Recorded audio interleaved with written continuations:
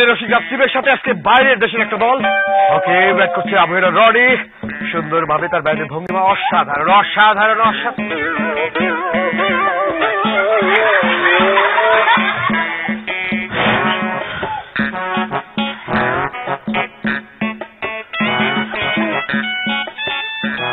এত জোরে যায়, এত দূরে যায় কে? কাছ থেকে বল করে গেল বাবা।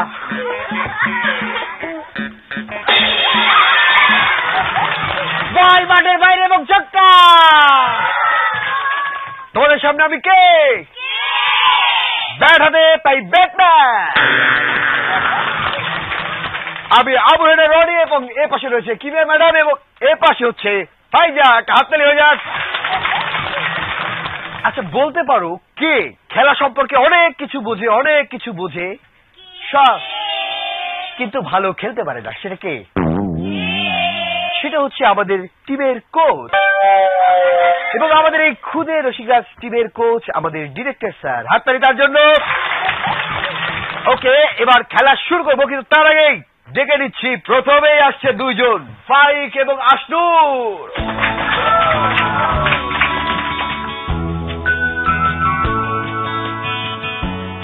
দেখি আজকে কি কি পড়া আছে। ও সরাসরিয়া, আচ্ছা ঠিক আছে। বলো, শরীয়তে অজগর, অজগরটি আসতে তেরে। আমি পড়বো না, অজগর ভালো না। এগুলো কি? ভালো করে পড়ো। বলো, শরিয়াতে আম, আমটি আমি খাবো পেরে। আমি কি গাছে উঠতে পারি? তুমি গাছে উঠে পেরে দাও, খাবো। এগুলো কি ফাইক? ভালো করে পড়ো, নাহলে কিন্তু বকা খাবে। বকা কি কি লাভ? বকা খেলে কি খিদে মিটবে? আবার পাকামো। ভালো করে পড়ো। বলো, শরিয়াতে আমটি আমি খাবো পেরে। ওকে, শরিয়াতে ফজলি আমটি খাবো পেরে। ফজলি আম না, বলো আমটি আমি খাবো পেরে। ফজলি আম আমার খুব প্রিয়। তোমাকে দিয়ে দেখছি কিচ্ছু হবে না। আচ্ছা ঠিক আছে, বাদ দাও। এবার বলো, পৃথিবীতে দেশের সংখ্যা কত? 1। কি বলো, তোমার মাথা কি ঠিক আছে? কেন ভাইয়া? পৃথিবীতে তো শুধু একটাই দেশ, আমাদের এই বাংলাদেশ। আর বাকি দেশ? আর বাকি সব বিদেশ। ওহো, তোমাকে দিয়ে বোধহয় পড়াশোনার হলো না দেখছি। কেন ভাইয়া? আমি তো তোমার টাকা বাঁচিয়ে দিচ্ছি। টাকা বাঁচিয়ে দিচ্ছ? কেমন করে? তুমি যে বলেছিলে পরীক্ষায় পাশ করলে আমাকে একটা সাইকেল কিনে দেবে, আমি পাশ করতে পারিনি, তাই তো তোমার টাকা বাঁচিয়ে দিলাম না। আমি জানতাম যে তুমি পরীক্ষায় পাশ করতে পারবে না, তাই তো সাইকেলের লোভ দেখিয়েছিলাম। এবার এ লিখো। লিখবো না। বি লিখো। লিখবো না। লিখো বলছি। এই তো হয়েছে। এতক্ষণ লিখছিলে না কেন? জানি এ লিখলে তুমি বি লিখতে দেবে। হায় রে, এটা আবার কি? টিচার বলছে এই কাগজে আব্বুর সই দিতে। আব্বুর সাইন লাগবে না, আমি টিপসই দিয়ে দিলাম। এইটাই কি করলে? টিপসই দিলে কেন? তোমার টিচার যাতে বুঝতে না পারেন যে আমাদের ফ্যামিলির কেউ শিক্ষিত। কেমন লাগলো তোমাদের? আমি এদের পড়া দেখছিলাম, আমার ছোটবেলার কথা মনে হচ্ছিল। যে সময় আমাকে পড়াতো আর আমার কানের উপর পাটাক পাটাক করে দিত। এবং আগে আমাদের সময় স্কুলে এই বড় বড় একটা করে বেদ থাকতো, তাই না?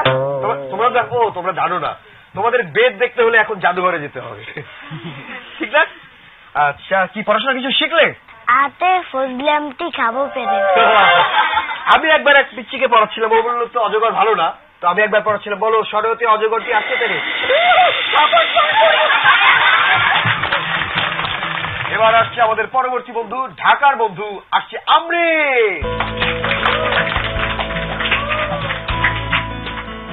আমার রহিম চাচার মোড়ক হাঁটতে হাঁটতে হাঁটতে এসে পৌঁছালো সীমান্ত এলাকায়। তখন সীমান্ত অতিক্রম করার সময় ওপার থেকে একটা মুরগি বলে উঠল, হোল্ড, জানো না এটা সীমান্ত এলাকা? তুমি কে? আমি একজন বাংলাদেশি মোড়ক। প্রমাণ দাও। আমার সোনার বাংলা, আমি তোমায় ভালোবাসি। সেই রহিম চাচার মোড়ক গেল মুদির দোকানে তেলাপোকা মারার ওষুধ কিনতে। গিয়ে দোকানের বিক্রেতা হাত খাইকে বলছে, আচ্ছা, এই তেলাপোকা মারার ওষুধ দিয়ে তেলাপোকা মারলে পাপটা কি আপনার হবে নাকি আমার? তখন হাঁস বলল, আমার কোনো পাপ হবে না। কেন? ওই ওষুধ দিয়ে তেলাপোকা মরলে তো তার আগেই তো আপনি খপ করে তেলাপোকা খেয়ে ফেলবেন। কেমন লাগলো তোমাদের বলো? সবকিছু ছিল বড় মুরগি নিয়ে, তাই তো? আমি একবার এক হোটেলে খাবারের অর্ডার দিয়েছি, একটা মুরগি নিয়ে আসো, মুরগি রোস্ট। 1 ঘন্টা 2 ঘন্টা এখনো আনে না। কি এখনো রান্না শুরু হয়নি? বলে না, মুরগি ধরতে পারতেছি না। ওকে, এবার আসছে একবারে ফার্স্ট বলার, অনেকদিন পরে আসছে মেহেরিন মিম, পুরান ঢাকা থেকে।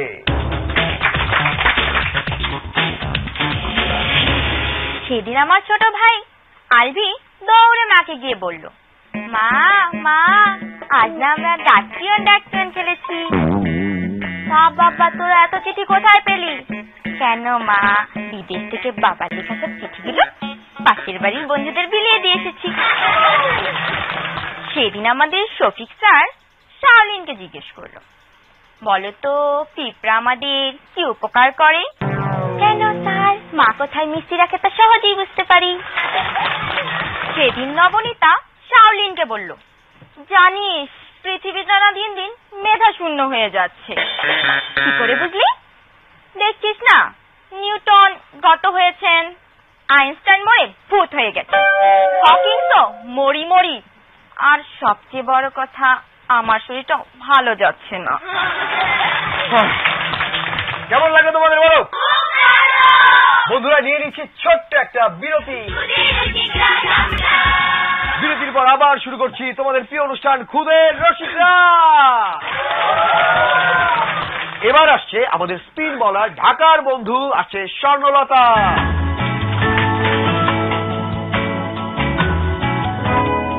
গত ফার্স্ট সেমিস্টার পরীক্ষায় আমি সবাইকে পেছনে ফেলে ফার্স্ট হয়েছি। আনন্দ আর ধরে না। এই আনন্দকে ভাগাভাগি করে নিলাম আমার সহপাঠী বান্ধবীদের সাথে। আবার এলো সেই ঘন্টা, শুধু খুশিতে, চলো না সুরে তালে গানে নাচি, সবাইকে পেছু ফেলে জিতে গেছি। আবার এলো সেই ঘন্টা, শুধু খুশিতে।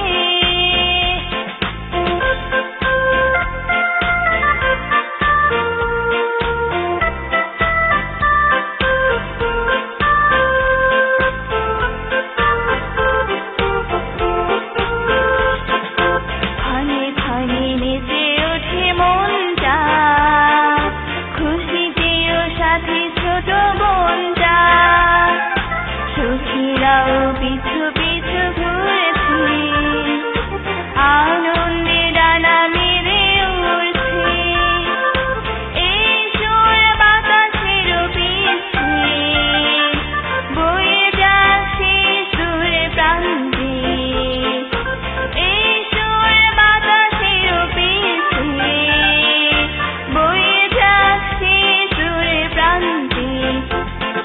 আবার এলো সে ঘন্টা, শুধু খুশিতে, চলো না সুরে তালে গানে নাচি, সবাইকে পেছু ফেলে জিতে গেছি।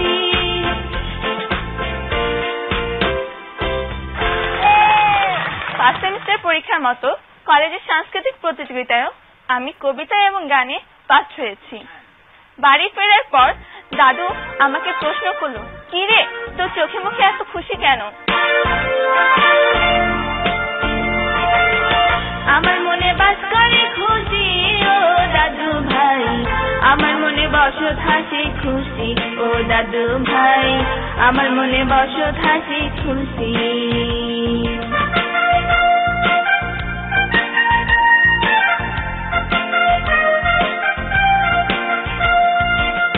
কবিতায় সেরা হলাম কলেজে ও দাদু বন্ধুরা গানে সেরা বলে যে ও দাদু কবিতায় সেরা হলাম কলেজে ও দাদু বন্ধুরা গানে সেরা বলে যে ও এবার সেরা হতে অধ্যবসায় করো বেশি বেশি সেরা হতে অধ্যবসায় করো বেশি বেশি আমার মনে বসত হাসি খুশি ও দাদু ভাই আমার মনে বসত হাসি খুশি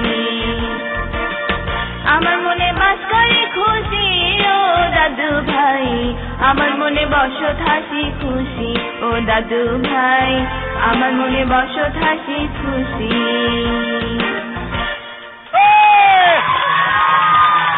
কেমন লাগে বলো? দারুণ হয়েছে, দারুণ হয়েছে, খুবই সুন্দর লেগেছে তোমার গান। এবার আসছে পুরান ঢাকার এক ছোট্ট বন্ধু, আসছে রিয়ান। সেদিনকা আমার এক কিপটা খালাম্মা আমার দুই খালাতো ভাই রায়হানা সিনানরে স্কুল থেকে আটাইতে অগো দুইজনে পাউডারে বিষ করা ফেলেছে। তো ওরা দুইজন কইল, মা একটা রিক্সা চালাও না। আরে রাখো বাবা, আগে চিন্তা করে লই এই বছরের মধ্যে কোন রিক্সা উঠছি নাকি। আমগো মহিলার বিতে কই থেকে জানি একটা কালা কুটকুটা এই বুঝা একটা বান্দরা পড়ছে। ওরে ধরনের লেগে চিড়িয়াখানার থেকে দারোয়ান নিয়েছে। আমগো বাড়ি গেটের নিচে একটা দারোয়ান চিল্লা কইতাছে, ওই ওরে বেউস করে ইঞ্জেকশনটা লিয়ে তো। আমি সামনে গিয়ে জিজ্ঞেস করলাম, ঠিক আছে ইঞ্জেকশন দিয়ে কি করবেন, ওই কি অসুস্থ? আমার এক নয়া ভাবির কথা কইতাছি। সেই দিনকা আমার নয়া ভাবি ডাক্তারের কাছে গেলেন। ডাক্তার সাহেব, আমার এই বয়সে আমার দাঁতের অবস্থা এমন কেলেগা। আরে না ম্যাডাম, আসলে হয়েছে কি, আপনি এতটা দিন ধইরা আপনি জিবলাটা দিয়া এমন ডাক্তার দেখাইছেন যে ওখানে আপনি ওরা মানুষকে প্রতিবাদ করতেছে। আমার খালাম্মা না জানার উপরে বহুত চেতা রয়েছে যে আব্বা যেন একটা ফোন করে আমার খবর দিলে না আমি কেমন আছি। বাড়িতে ঢুকনের লগে লগে নানি জানে করে উঠলেন, তোর চিন্তা তোর আব্বা যেন অসুস্থ বিছনা মধ্যে লেগে গেছে গা। কাউকে মা, আব্বা যেন আমার একটা ফোন পর্যন্ত করে না। আরে এইটা করে কি অবস্থা হচ্ছে তোর আব্বা জেনে? তোর আব্বা জেনে যে সময় ফোন করে এক মাথায় উঠা কয়, দুঃখিত আপনার অ্যাকাউন্ট ব্যালেন্সে এখন টাকা নিকা। কেমন লাগছে তোমাকে? ভালো আছেন? ভালো আছি, তুমি ভালো আছো? হ্যাঁ ভালো আছি। এই যে তুমি যে কিপটা যে বাপের কথাটা কইলা, হ্যাঁ আমার বাপ কেমন ছিল জানো? আমার বাপে এমন কিপটা আমি কইতাম যে আমার একটু স্যান্ডেল কিনে দেন, তো 30 টাকার স্যান্ডেল বাদ দিয়ে আমার 10 টাকা স্যান্ডেল কিনে দিচ্ছে। এই রেস থাকতে থাকতে আমরা এখন নিয়ে নিচ্ছি ছোট্ট একটা ব্রেক, যা নান্নার বিরিয়ানি খাবো। চলো বিরতির পর ফিরে আসলাম ঘুরে রসিকা দিয়ে। আমি আজকে খেলার সময় রান দিচ্ছিলাম,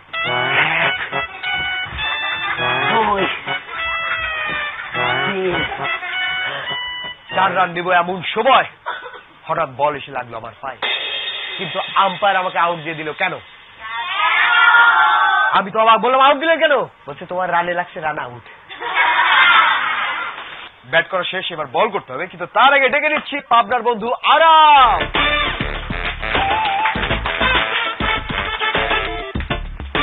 একদিন ট্রেনে একটি চেকার একজন মহিলাকে বললেন, আপনি আপনার নিজের টিকিটটা দেখালেন, আপনার ছেলের টিকিটটা কোথায়? এ আপনি কি বলছেন? আমার ছেলেরও টিকিট দেওয়া লাগবে? আমার ছেলে তো খুবই ছোট। শুনুন, 12 বছর পর থেকে টিকিট দেওয়া লাগে, আর আমি জানি আপনার ছেলের বয়স নিশ্চয়ই 14 হবে। এ আপনি কি বলছেন? আমার বিয়ে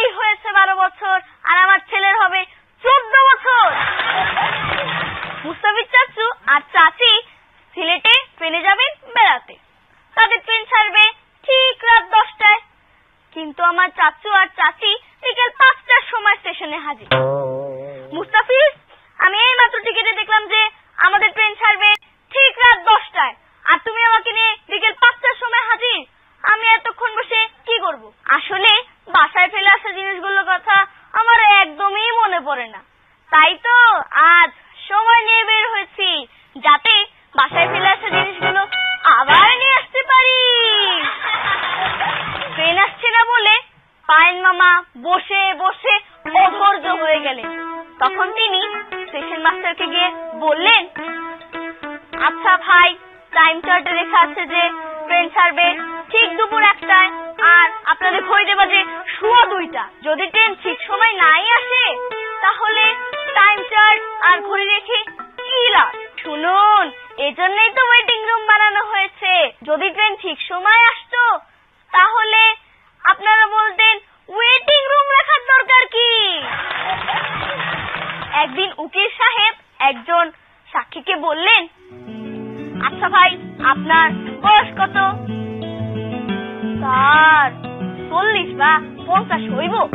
আরে ভাই, ঠিক করে বলেন আপনার বয়সটি কত? স্যার, আমি কইতে পারুম না। তখন উকিল সাহেব জুরিদেরকে বললেন, আপনারাই বয়সটা ঠিক করে দিন। জুরিরা ভেবেচিন্তে বললেন 40 বছর। আচ্ছা ভাই, এইবার বলেন তো আপনার নামটা কি? স্যার, সবাই মিল্লা যখন আমার বয়সটা ঠিক করে দিছেন, তাইলে আমার নামটাও ঠিক করে দেন। কেমন লাগলো তোমাদের? আমারও খুবই খুবই ভালো লেগেছে।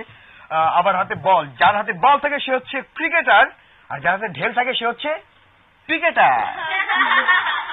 ছোট্ট বন্ধুরা, তোমরা যারা চাও আমাদের এই মঞ্চে এসে আমাদের সাথে মজা করতে, এখানে পারফরমেন্স করতে চাও, তারা যোগাযোগ করো এই ঠিকানায়। প্রযোজক খুদে রসিকরাজ, বাংলা ভিশন, নূর টাওয়ার, 110 বীর উত্তম CR দত্ত রোড, ঢাকা 1205।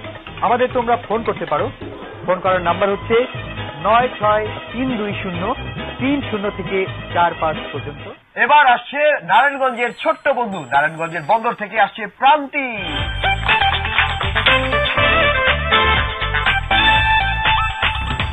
একদিন আমার দাদু ভাইয়া বাজারে গিয়েছিলেন তরমুজ কিনতে। এই তরমুজের দাম কত? সাপ 200 টাকা। মিষ্টি হবে তো? আরে সাপ, একবারে গ্যারান্টি দেওয়া আছে। তাহলে কয় বছরের গ্যারান্টি? আরে সাপ, যেই বাজান তা না কাটবেন।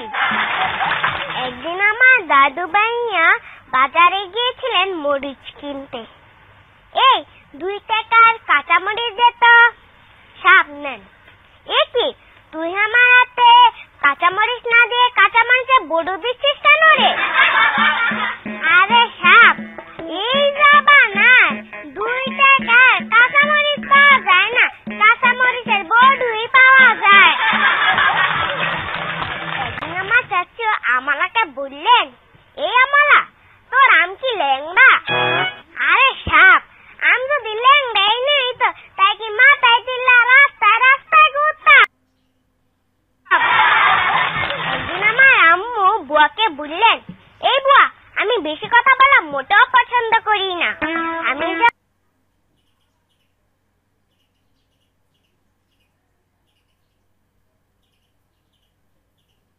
যখন হাত দিয়ে ইশারা করব তখন তুমি মনে করবে তোমাকে আমি কাছে দেখেছি। আচ্ছা আচ্ছা, আমি আজান মাথাটা কাটতাম, আপনি বুঝলেন আমি কাউকে কামিয়েতাম না। দেখো, এইটুকু বাচ্চা কত সুন্দর করে যোগ বললো, তাই না? কেমন লাগলো তোমাদের? তুমি যেমন সুন্দর পারফর্মার, ফুলের মতো মেয়ে, দেখো মাথায় প্রজাপতি, এই জন্য আমিও তেমনি দারুণ বলার। আমি বল করলে কি অবস্থা সেটা দেখো।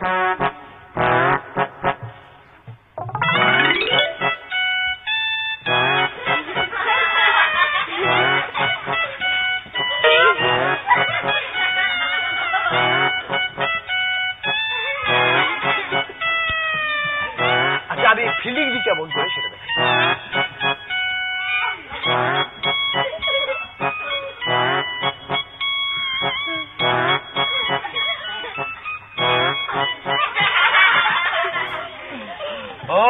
দারুণ দারুণ দারুণ। এবার ডেকে নেব গানের পাখি, আমাদের ঢাকার বন্ধু আসছে নাবিলা।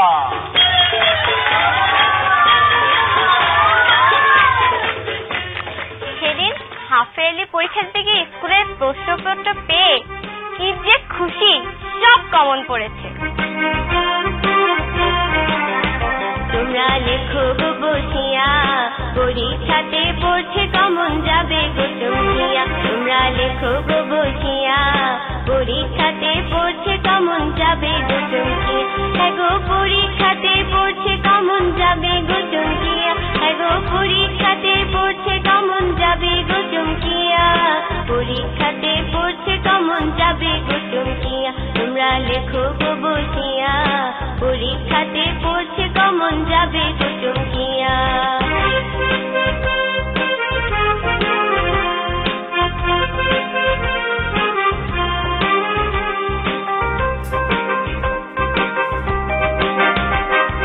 সন্ধি বিচ্ছেদ কারক সমাজ বাদ ছাড়া এক কথায় প্রকাশ।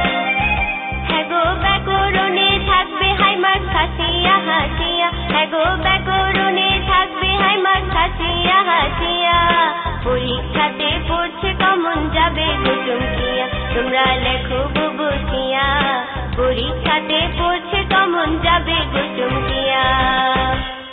প্রতি ঈদে আমার কিট্টুস মামা আমাকে জামা দেই দেই বলে দিচ্ছেই না, কিন্তু এবার ঈদে আমার জামা চাই চাই।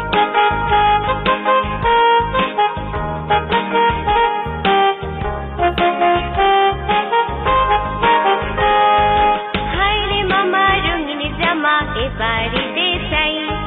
পিঙ্ক কালারের জামা ছাড়া কোনো গতি নাই। হায়রে মামা নতুন জামা, রঙিন জামা। হায়রে মামা, হায়রে মামা রঙিন জামা এবার ঈদে চাই।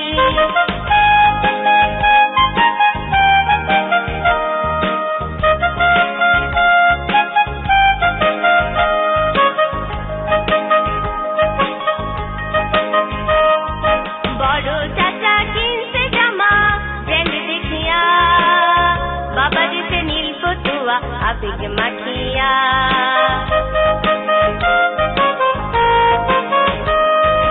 বড় চাচা কিনছে জামা ব্র্যান্ড দেখিয়া। বাবা দিতে নীল ফতুয়া আবেগ মাখিয়া। রূপা ভাবি বাকি দাবি পূরণ করা চাই। হায়রে মামা রঙিন জামা এবার ঈদে চাই। পিঙ্ক কালারের জামা ছাড়া কোনো গতি নাই। হায়রে মামা নতুন জামা, রঙিন জামা।